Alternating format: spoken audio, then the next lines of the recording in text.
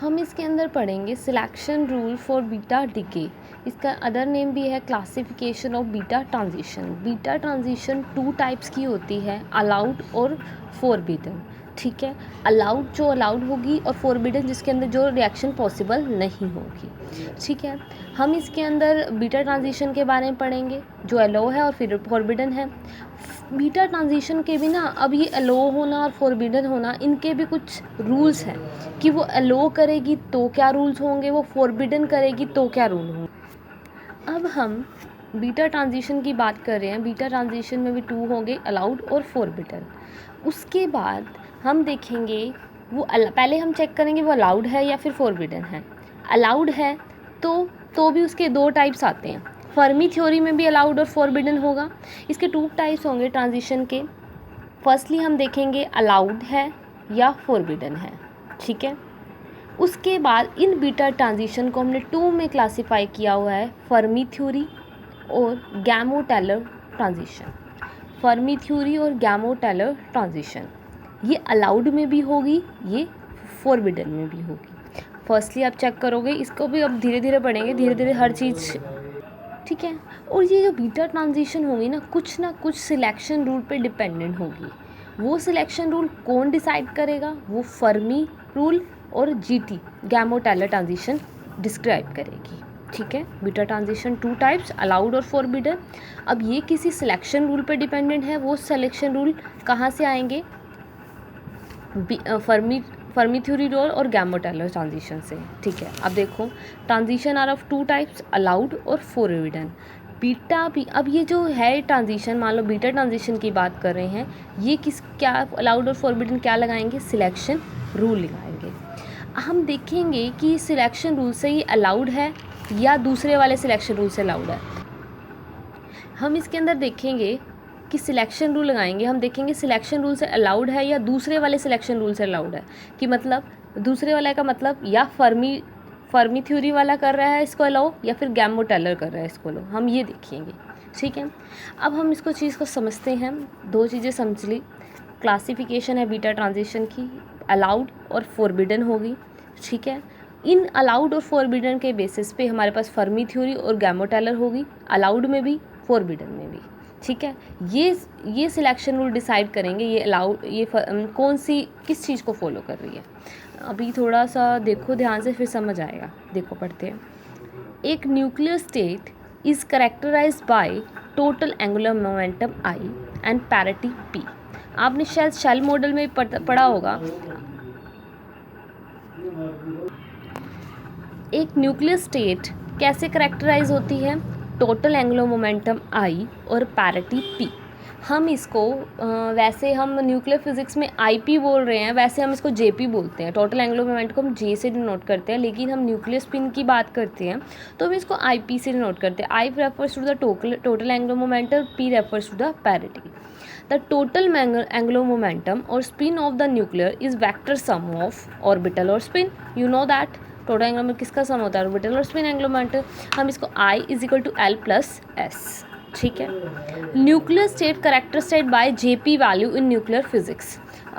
ये JP value से ही करेक्टराइज्ड होती है। जेपी मतलब JP refers to this I। ठीक है, लेकिन हम यहाँ पर जब न्यूक्लियर स्पिन की बात करेंगे, I और J वैल्यू क्या होती है, सेम ही होती है। यहाँ हम I रखो या J रखो, एक ही बात है। इन चीज़ों का भी भूलो। बीटा ट्रांजिशन किससे वेर करेगी, अलाउड और फॉरबिडन। अलाउड और फॉरबिडन किस पे बेसिस होगा, फर्मी-टेलर और गैलो-टेलर। एंगुलर मोमेंटम क्या होता है, I is equal to L plus S. ठीक है, और हम ये क्या निकाल रहे हैं, न्यूक्लियर स्पिन निकाल रहे हैं। जब भी हम न्यूक्लियर फिजिक्स में बात करते हैं तो हम इसको टोटल एंगुलर मोमेंटम ना कह के हम न्यूक्लियर स्पिन भी बोलते हैं। ठीक है, और आई पहले हम जे यूज़ करते थे, हम यहाँ आई से डिनोट करते थे। नो इशू, हम न्यूक्लियर में इसी की वैल्यू को बताते हैं। आपने शायद शेल मॉडल मैम ने कराया हो या फिर आगे आएगा।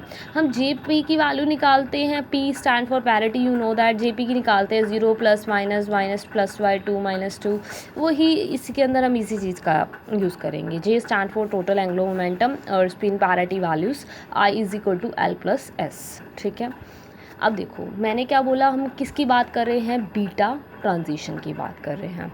बीटा ट्रांजिशन का मतलब ट्रांजिशन हो रहा है, ट्रांजिशन कुछ ना कुछ होगा, कहाँ से होगा, एक कोई स्टेट होगी पहले, उसके बाद कुछ फाइनल स्टेट बोल रही है, मतलब कुछ इनिशियल स्टेट होगी, उसके बाद आपको कोई ना कोई फाइनल स्टेट मिलेगी। That refers to the total angular momentum और डेल्टा आई। और जो भी याद रखना, final state would be more than initial state. Beta transition की बात हो रही है, ट्रांजिशन का मतलब हम इनिशियल से फाइनल की तरफ जा रहे हैं, तो मतलब I F minus I that refers to I. ठीक है, इट मीन्स ट्रांजिशन हो रही है, ट्रांजिशन मीन इनिशियल स्टेट भी होगी और फाइनल स्टेट भी होगी। That's why I have shown I F minus I I. What does this transition mean in beta decay? As nuclear decay करता है तो आफ्टर डीके आपको पता है ट्रांजिशन का मतलब क्या है। देखो, इसका मतलब है कि जैसे ही न्यूक्लियर हमारा डीके करता है तो क्या होता है, हमारे पास जो इनिशियल स्टेट है किस में डीके कर जाती है, फाइनल स्टेट में कर जाती है। इसकी वैल्यू ये सब्ट्रैक्शन होता है फाइनल स्टेट और इनिशियल स्टेट का। ठीक है, अब आप ये पढ़ा था अभी पीछे, न्यूक्लियर स्पिन को कैसे डिफाइन करते हैं, delta I is equal to L plus S. ठीक है, उसके बाद हम बीटा ट्रांजिशन की बात करते हैं। अलाउड, फोरबिडन, ध्यान से समझना इस चीज़ को, अभी तो बेस पढ़ा। Allowed, forbidden. अलाउड में एल की वैल्यू 0 रहती है, फोरबिडन में एल की वैल्यू 0 नहीं रहती। You have to remember delta L refers to 0 in allowed transition. तो डेल्टा आई की वैल्यू डेल्टा एस के इक्वल, मतलब total spin angular momentum nuclear spin के इक्वल आ गया, that is your nuclear spin, that is total spin momentum, total spin angular momentum. ठीक है, forbidden transition में इसकी वैल्यू 0 नहीं रहती। फोरबिडन के टाइप हैं, first forbidden, second forbidden, third forbidden, fourth forbidden. L की वैल्यू 1 2 3 4 सो ऑन। ठीक है, इतनी बातें याद रही। अलाउड में एल की वैल्यू 0, फोरबिडन में एल की value not equal to 0। The orbital angular momentum carried away by electron and neutrino pair must be equal to change and beta. मतलब जैसे कोई रिएक्शन हुई, न्यूट्रॉन प्रोटॉन में चेंज हुआ तो आपको इलेक्ट्रॉन और पॉजिट्रॉन मिल रहे हैं, तो वो क्या मिल रहे हैं, सॉरी इलेक्ट्रॉन और न्यूट्रिनो मिल रहा है, एंटी न्यूट्रिनो। तो क्या हो रहा है, इसके अंदर जो एल की वैल्यू होगी वो 0 रहेगी, और जो ये स्पिन देंगे वो, जो ये स्पिन होगी इनकी स्पिन की वैल्यू क्या होगी 1/2। ये आप चलो आगे करेंगे, पहले आप समझ लो कि यहाँ पर एल की वैल्यू क्या रहेगी, 0 रहेगी इन केस में। ठीक है, फोरबिडन में एल की वैल्यू 0 नहीं रहती, इट इज़ 4 टाइप। ठीक है, उसके बाद अब समझते हैं, फर्स्टली हमने अलाउड को समझा, फोरबिडन को समझा। एल की वैल्यू 0, एल की वैल्यू नॉट इक्वल टू 0। अब आते हैं हम सिलेक्शन रूल पे। फर्स्टली हम अलाउड चूज़ करेंगे, फोरबिडन चूज़ करेंगे। अब हम चूज़ कर रहे हैं selection rule, Fermi selection rule और गैमो-टेलर सिलेक्शन रूल। समझ गए? अब इन अलाउड फोरबिडन ट्रांजिशन कुछ रूल, अब इन पे हम क्या करेंगे, इन दोनों पे अलाउड और फोरबिडन पे हम ये रूल्स लगाएंगे। मैंने क्या कहा था, इन अलाउड और फोरबिडन पे कुछ रूल्स लगते हैं, वो गवर्न कौन करता है, ये फर्मी और गैमो-टेलर। ठीक है, अब आपको पहले मैंने शायद फर्स्ट लेक्चर में बता दिया था कि क्या होता है, इसके अंदर स्पिन एंटी पैरेलल रहती है, वो रहती है। चलो अब समझ लेते हैं, इन अलाउड और फोरबिडन पे और रूल्स लग गए। ठीक है, ठीक है, और ये इससे पता चलेगा कि ये डीके अलाउड है या नहीं अलाउड है, और यह अलाउड है तो उस पर कौन से सिलेक्शन रूल लग रहे हैं। ठीक है, Fermi rules, we will start with the Fermi rule. जब इलेक्ट्रॉन और antineutrino spin are aligned antiparallel, मतलब क्या है, ये दोनों क्या हैं, एंटी पैरेलल। हमेशा आपको पता होना चाहिए, यूनिट 4 में आएगा कि इलेक्ट्रॉन और इसकी स्पिन क्या होती है, 1/2 होती है। याद रखना, इलेक्ट्रॉन और एंटी न्यूट्रिनो की दोनों एंटी पैरेलल है, तो 1/2 माइनस 1/2 क्या आ गया, एस की value 0, that is singlet state. Firstly हमने अलाउड पढ़ा, एल की 0, एल नॉट इक्वल टू 0। अब हम फर्मी और जीटी रूल कर रहे हैं, इन अलाउड पे फर्मी भी लगेगा, जीटी भी लगेगा। ठीक है, सिमिलरली हम जीटी पे आते हैं, इसके अंदर कैसे होते हैं, दे आर एंटी पैरेलल और दीज आर पैरेलल। सॉरी लिख दिया, 1/2 प्लस 1/2 कितना हो गया, 1, दैट इज ट्रिपलेट स्टेट। ठीक है, ये समझ गए। अलाउड, एल की value 0, L not equal to 0। अब इन पे कुछ सिलेक्शन रूल रहे, दैट इज़ फर्मी रूल और जीटी रूल। इसके अंदर इलेक्ट्रॉन और एंटी न्यूट्रिनो कैसे होते हैं, एंटी पैरेलल, और यहाँ कैसे होते हैं, पैरेलल होते हैं। ठीक है, इसकी बात हो रही है। ठीक है, हाँ समझ गए। ठीक है, और यहाँ एस की वैल्यू 0 और सिंगलेट, और एस की वैल्यू क्या रहती है, 1 रहती है। अब हम अलाउड की बात करें, एल 0 हो गया फॉर फर्मी। ठीक है, एल 0 हो गया, एस की वैल्यू क्या आई, 0, तो delta I is equal to delta L plus delta S होता है। तो हमारे पास एल 0 फॉर अलाउड, एस भी किसके आ रहा है, 0, तो डेल्टा आई की वैल्यू क्या आ गई, 0 आ गई, किसके इक्वल होगी, डेल्टा एस के इक्वल होगी। सेम ही है ना, दोनों की 0 है, समझ गए। एफ रूल की बात करी मैंने, एफ रूल में अलाउड की बात करें, अलाउड में एल क्या रहता है, 0 रहता है, एस की वैल्यू 0 आई, delta I is equal to delta L plus delta S. 0 प्लस 0 किसको अप्रोच कर गया, 0 को, delta I is equal to delta S, both क्या है, 0। बात समझ गए। ठीक है, सिमिलरली मैं जीटी रूल की बात करूं, और इसमें एल की वैल्यू, आई की वैल्यू हमेशा लेस देन इक्वल रहनी चाहिए, एल ज़्यादा नहीं, बड़ी नहीं होनी चाहिए। इसमें एल प्लस 1 क्यों आया, आप देखते हैं। अलाउड की बात कर रहे हैं, अलाउड की बात कर रहे हैं, हम अलाउड ही दे रहे हैं, अभी फॉरबिडन नहीं लिया। फॉरबिडन में क्या था, L is not equal to 0। मैं अभी सिर्फ अलाउड में जीटी और फर्मी लेके चल रही हूँ। यहाँ एल 0, तो एस की वैल्यू, आई की वैल्यू क्या आ गई, 0 आ गई, और एस के इक्वल आ गई। जीटी रूल भी अलाउड की बात कर रहे हैं, तो एल क्या हो गया, 0 ही हो गया, ऑब्वियस एल तो 0 ही हो गया। लेकिन एस की वैल्यू हमने अभी निकाली है, पैरेलल होते हैं, तो एस की वैल्यू क्या है, 1, तो डेल्टा आई की वैल्यू एल प्लस एस होगी, मतलब 1 आ रही है। 1 का मतलब क्या है, एल प्लस 1 आ रहा है, कुछ ना कुछ 1 आ रही है। इसको एज इट इज़ ऐसे भी लिख सकते हैं, एल प्लस 1, एल की वैल्यू कुछ भी लिखो यार, एल की वैल्यू 0 ही दे रखी है, तो एल प्लस 1 लिखेंगे। ठीक है, यहाँ पर अलाउड की बात करें तो एल की वैल्यू क्या रहती है, 0। अब इसकी इवन पैरिटी होगी तो चेंज कोई नहीं होगा। ठीक है, अब आगे पढ़ते हैं, ये इतना बात समझ आ गई। ठीक है, अब इसके अंदर देखो, फॉर अलाउड एल 0 फर्मी के लिए इसके लिए इक्वल होगा, फॉर उसके लिए एल प्लस 1 के लिए इक्वल होगा। ठीक है, अच्छा पैरिटी निकालने का फॉर्मूला, एल 0 है, delta L is equal to 0 allowed में, एल क्या है, इवन है, इवन हो गया, 0 तो इवन में आएगा, -1 की, इसका फॉर्मूला क्या होता है पैरिटी का, -1 की पावर एल, एल 0 तो सेम रही पैरिटी, सेम का सेम आ गया, तो मतलब पैरिटी चेंज नो। ठीक है, हाँ इसका फॉर्मूला पता है ना आपको, -1 की पावर एल। अलाउड में एल 0, फर्मी में एस की वैल्यू 0, जीटी में एस की वैल्यू 1, तो आप similarly delta I refers to S, delta I refers to 1। ठीक है, आप निकाल चुके एल प्लस 1 और वो delta I less than equal to L और L plus 1, where L refers to 0 और 1 तो आपको पता है एस की वैल्यू। देखो सेम, अब इस एग्जाम्पल को करते हैं। ठीक है, Fermi rule, delta I is equal to S is equal to 0 कैसे हुआ, देखो अब देखते हैं।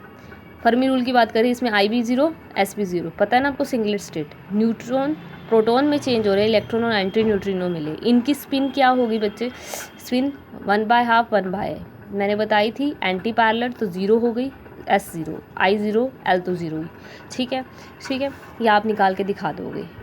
जीटी रूल में बात करें तो आप ये सिमिलरली इसके अंदर एल 0, एस 1, आई 1 निकाल के दिखा देना। ठीक है, अब एक चीज़ समझते हैं, जब हम जीटी रूल की बात करते हैं उसमें 0 से 0 ट्रांजिशन फॉरबिडन होती है। क्यों फॉरबिडन होती है, ये पॉसिबल नहीं होती, मतलब ये इनिशियल स्टेट से फाइनल स्टेट में आएगा तो इसकी वैल्यू चेंज ना हो, ऐसा क्यों, अभी आप देख रहे हो यहाँ पर हमें वैल्यू कुछ ना कुछ 1 मिल रही है, यदि वो 0 से 1 जाएगा तो ही हमें क्या मिलेगी, वो ट्रांजिशन मिलेगी। 0 to 0 तो अलाउड होएगी नहीं, क्योंकि यहाँ पर हमें कुछ ना कुछ वैल्यू मिल रही है। फर्मी में बोल सकते हैं 0 to 0 होगी, लेकिन यहाँ ये ट्रांजिशन क्या होगी, फॉरबिडन होगी।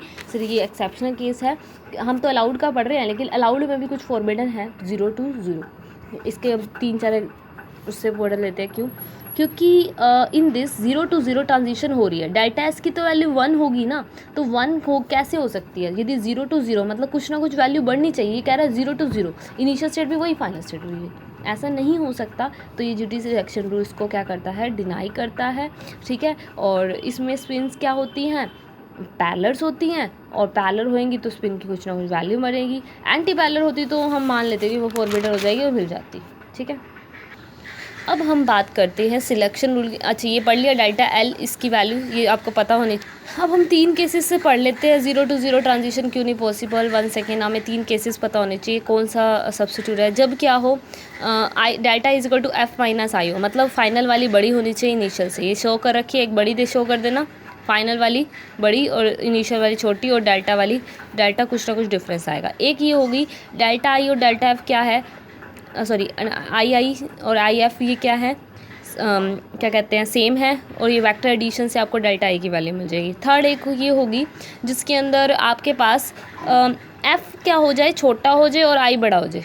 आई बड़ा हो गया तो मतलब क्या होगी, हमारे को जो 1 मिल रहा था वो क्या मिल जाएगा, -1, क्योंकि आपको पता है फॉर्मूला क्या होता है, आई एफ माइनस आई, जिस वजह से यहाँ -1 मिलेगी, एक जगह 1 मिलेगी, एक जगह क्या मिलेगी, सेम मिलेगी। ये दोनों का मैग्नीट्यूड क्या हो जाएगा, सेम मिल जाएगा। ठीक है, ये 3 केसेस होते हैं फाइनल स्टेट का इनिशियल स्टेट के साथ जो रिलेशन होता है।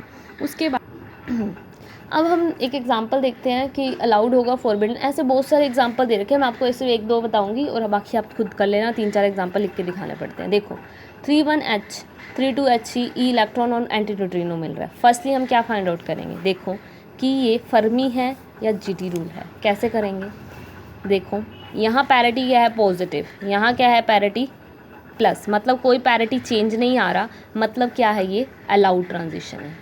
यदि पैरिटी में चेंज होता तो फॉरबिडन होता। अब भी हम क्या आ गया, अलाउड और फॉरबिडन में से क्या आया, अलाउड आ गया। ठीक है, अलाउड आ गया। अब हमें चूज़ करना है फर्मी है या जीटी है या दोनों है। चलो अब वो देखते हैं। यहाँ पर इसकी पैरिटी क्या होगी, 1/2, इसकी आपको पता है 1/2, हीलियम की 1/2, इसकी भी क्या होगी 1/2। इनकी क्या है, यदि ये स्पिन पैरेलल है तो क्या है, पैरेलल है तो 1, एंटी पैरेलल है तो 0, मतलब 2 हो सकती है, 0 भी हो सकती है, 1 भी हो सकती है। अलाउड है, पहले तो हमने देख लिया parity no change, parity no change मतलब क्या है, अलाउड होगी मतलब डेल्टा एल रेफर्स टू 0। फिर हमने देखा इनकी पैरिटी क्या है, पॉजिटिव, इसकी भी पैरिटी क्या है, पॉजिटिव। यहाँ इलेक्ट्रॉन और एंटी न्यूट्रिनो मिलेगा तो इसकी 0 भी हो सकती है और 1 भी हो सकती है, मतलब फर्मी के अकॉर्डिंग भी हो सकती है, गैमेटल। अब ये हमें पता नहीं, हम देखेंगे। फर्स्टली हमने अलाउड और फॉरबिडन से चूज़ किया, अब फर्मी और जीटी से चूज़ करेंगे।